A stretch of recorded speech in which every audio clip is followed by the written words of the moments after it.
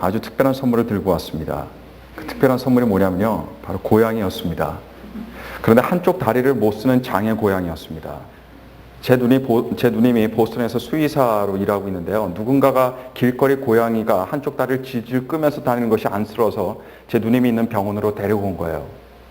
여러 가지 방법으로 검진을 해봤는데 어떻게 한쪽 다리를 못 쓰게 되었는지 분명하게 밝힐 수가 없었습니다. 그래서 누님과 다른 수의사들은 어떤 물리적 사고로 신경을 다쳤겠거니 생각을 했습니다.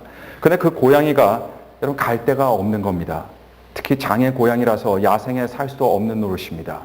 그러다가 저희 집 식구들이 원체 동물을 좋아하고 또 저희 집 아이들이 장애 고양이를 키우게 되면 정서적으로도 좋을 뿐 아니라 연약하고 힘없는 사람들을 존중해 줄 수 있는 것을 배울 수 있지 않을까 해서 크리스마스 선물로 저희 누님이 그 고양이를 데리고 왔습니다. 물론 키우는 모든 비용은 누님이 제공한다는 조건으로 저희는 그 고양이를 받아들였습니다. 저희는 사랑만 하면 됩니다. 그리고 비록 한쪽 다리를 못 쓰지만 그래도 행복한 삶을 살 수 있다는 그런 믿음을 가지고 우리는 그 고양이에게 해피라는 이름을 지어주었습니다. 그렇게 해서 저희 집에는 새로운 식구가 생기게 되었고 이 해피는 즐겁게 그리고 행복하게 저희 식구와 그렇게 지내게 되었습니다. 그런데 문제가 발생했습니다. 시간이 지나면서 보니까 이 해피의 멀쩡했던 다른 다리조차도 조금씩 이상해지는 거예요. 몸이 날로 쇠약해지는 것을 발견하게 되었습니다. 그렇게 먹던 것을 좋아하더니만 그새 조금 먹으면 토하게 되었습니다. 그제서야 해피가 한쪽 다리를 못 쓰는 것으로 끝나는 것이 아니라 사고였든 질병으로 초래된 것이든 그 병이 진행성이라는 것을 알게 되었습니다. 그런 경우 가장 좋은 방법은 한 가지밖에 없다는 결론을 내리게 되었어요. 그 한 가지 결론이 뭐냐? 바로 안락사입니다. 그래서 며칠 전이었던 지난 수요일 저희는 해피를 그렇게 보내게 되었습니다. 오래 함께 지내지는 않았는데 마음이 많이 허전했습니다. 마침 안락사를 하기 전에는 화요일에는 비까지 그냥 주룩주룩 내려서 집안 분위기가 참 어두웠습니다. 아이들에게는 해피가 죽을 것이라고 이렇게 말하지 못하고 해피가 우리 집에 있으면 더 아프게 될 것이라고 그래서 해피가 다른 곳으로 가야 한다고 다독거리면서 그렇게 이별을 준비시켰는데 그래도 아이들은 역시 슬프다고 많이 울었습니다. 함께 지내던 그 마지막 밤에 저도 작별을 고하기 위해서 같이 침대에 누워서 한참을 쓰다듬어 주었습니다. 그런데 해피는 그것도 모르고 제 손을 빨고 장난을 치는 겁니다. 그리고 저를 쳐다보는데 제 눈과 그 눈이 마주치는 순간 저는 퍼뜩 이런 생각이 들었습니다. 얘가, 이 해피가 누구에게나 찾아오는 그 흔한, 그 당연한 그 내일이라는 것이 없다는 것을 알까? 이런 생각을 하니까 마음이 더 저리오는 겁니다. 그런데 더 한탄스러운 것은요, 이 땅에서 내일이라는 것이 없어도 사실 상관없습니다. 괜찮습니다. 내일 사실 별거 아닙니다. 그런데 내일이 없는 것보다도 죽음 이후에 해피는 갈 데 없이 영원히 사라질 것이라는 것이 사실 더 슬프게 느껴졌습니다. 그렇게 보면요, 우리라는 사람들은 참 행복한 사람이라고 저는 생각합니다. 이 땅에서 숨을 거두고 이 땅에서 나라는 사람이 사라져도 나를 사랑하는 우리 아버지의 품이라는 좋은 곳으로 가게 되니 말입니다.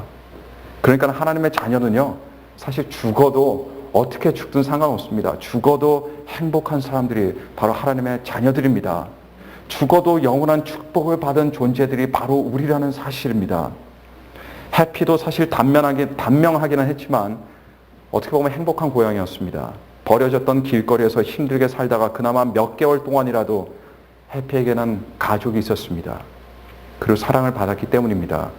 그리고 마지막까지 식구가 그 옆을 함께 지켜주었기 때문이에요. 사람은요, 쓰러져가는 초가집 하나밖에 없어도 사실 살아가는 사람들과 함께 있는 것이 큰 행복입니다. 근데 문제는 이 사람이라는 건요, 그 살아가는 사람을 보는 것이 아니라 초가집만 본다는 겁니다.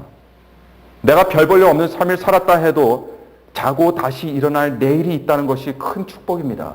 문제는 사람들은 그 내일을 보는 것이 아니라 어제를 본다는 것이 문제입니다. 그리고 이 땅에서 죽고 나면 내가 그렇게 바라던 하나님의 가슴 안에 그것도 영원히 안기게 된다는 것이 얼마나 큰 행복입니까? 아무리 나쁜 일이 나에게 일어난다 하더라도 하나님께 받은 이 은혜에 여러분 조금이라도 조금이라도 견줄 만한 나쁜 일은요, 이 세상에는 결코 존재하지 않습니다. 하루하루를 화를 내면서 살아가고 분노를 가슴에 두고 살아가는 사람은 자신이 당한 일만 생각하느라고 자신이 가지고 있는 하나님의 선물과 은혜를 보지 못합니다. 내가 가진 것들은 다 당연한 것들로 그렇게 생각합니다. 늘 내가 왜 화나야 하는지 매일마다 스스로 변명하기에 바쁩니다. 내가 지금 얼마나 억울하고 나의 원한이 얼마나 큰지 자기 연민 속에 그렇게 빠져서 살아갑니다. 하나님께 받은 그 만 가지 은혜를 당연하게 여기니 그것을 못 보니 여러분 가슴에 들어오는 것이 뭐가 남겠습니까? 가슴에 들어오는 건요, 화와 분노밖에 없습니다. 여러분, 나를 지배하는 이 화와 분노는요, 마귀로부터 오는 것임을 여러분 잊지 마시기를 오늘 이 시간 간절히 축원합니다. 골로새서 3장 15절에 보니까 그리스도의 평강이 너희 마음을 주장하게 하라. 평강을 위하여 너희가 한 몸으로 부르심을 받았나니 또한 너희는 감사하는 자가 되라라고 이렇게 말하고 있습니다. 누군가가 또는 어떤 일이 우리들의 뜻과는 상관없이 우리들을 화나게 할 수는 있지만, 그러나 우리는 그 화나 분노가 우리들의 마음을 주장하지 못하게 할 수 있습니다. 우리에게는 화나 분노를 억누를 수 있는 힘과 능력을 가지고 있습니다. 그 하나님의 사랑과 은혜를 가지고 있는 겁니다.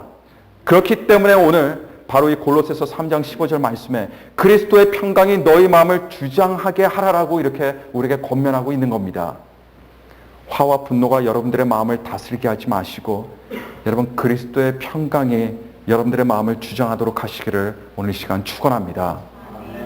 또 내 마음속에 늘 자리 잡고 있는 분노는 내 마음의 상태를 아주 잘 반영하고 있는데요. 어떤 마음의 상태냐? 내가 지금 하나님을 믿지 않고 하나님을 의지하지 않는 그런 부끄러운 상태를 반영하고 있습니다. 생각보다 많은 나라들이 영토 때문에 다른 주변 국가들과 신경전을 벌이고 있습니다. 저희 나라도 일본과 독도의 문제로 서로 신경을 곤두세우고 있습니다. 근데 사실 그런 영토 문제는요, 단순히 땅의 문제가 아닙니다. 그 땅과 관련된 국가의 이득권과 주권에 대한 싸움이 되는 거고 또 자존심의 싸움이 되기도 합니다. 마찬가지로 내 마음속에 있는 분노와 싸움은요, 그냥 분노와의 싸움이 아닙니다. 그 근원으로 내려가 보면 그 싸움은요, 불신앙과의 싸움입니다.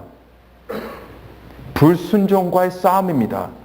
내가 하나님의 마음을 따를 것이냐 아니면 내 마음이 느끼는 대로 따를 것이냐에 대한 그 싸움이 바로 분노에 대항하는 우리의 싸움입니다. 로마서 15장 13절 말씀 보니까 소망의 하나님이 모든 기쁨과 평강을 믿음 안에서 너에게 충만케 하사 성령의 능력으로 소망이 넘치게 하시기를 원하노라라고 말씀하시는데요. 여기에서 우리 마음의 기쁨과 평강은 무엇 안에서 충만하게 된다고 했습니까? 좋은 일 안에서 충만하게 되는 것이 아닙니다. 기쁜 일 안에서 충만하게 되는 거 아닙니다. 바로 믿음 안에서 충만케 된다라고 우리에게 말씀하고 있습니다. 우리 마음에 하나님에 대한 믿음이 있을 때 그때 기쁨이 화를 대체합니다. 마음에 하나님의 선하심과 그분의 약속하심에 대한 믿음이 있을 때 평강이 우리를 누르고 있던 분노의 자리에 대신 들어가게 되어 있습니다. 화와 분노의 문제는요, 그 사람의 성격의 문제일 수도 있겠지만 결국은 믿음의 문제입니다. 자, 믿음의 문제라면 구체적으로 어떤 믿음을 말합니까? 첫째로 하나님의 선하심과 정의로우심을 믿는 그 믿음을 말하고 있습니다. 분노를 가지고 살아가는 대부분의 사람들은 다 자신이 부당함을 당했다라고 그렇게 생각하는 사람들이에요. 자신들이 다 피해자라고 생각하는 그런 사람들입니다. 그 부당함이 풀어지지 않으니까, 그리고 그 부당함으로 끝나는 것처럼 보여지니까 화가 마음속 한 부분을 차지하게 되는 겁니다. 그러나 부당함을 받았다 하더라도 결국에는 하나님의 정의가 반드시 나타나게 될 것임을 우리는 믿어야 됩니다. 사람이 살아가면서 어렵지만 꼭 배우고 알아야 할 것이 많이 있습니다. 그 중에 하나가 바로 언제 나서고 언제 나서지 말아야 할 때인지 아는 지혜입니다. 불의에 대한 최종적인 판단과 안갚음은 우리에게 있지 않습니다. 우리 마음에는 분노가 있다고 우리가 법정에서 판사가 될 수는 없습니다. 로마서 12장 19절 말씀 보니까 내 사랑하는 자들아 너희가 친히 원수를 갚지 말고 진노하심에 맡기라. 기록되었으되 원수 갚는 것이 내게 있으니 내가 갚으리라고 주께서 말씀하시니라 라고 이렇게 기록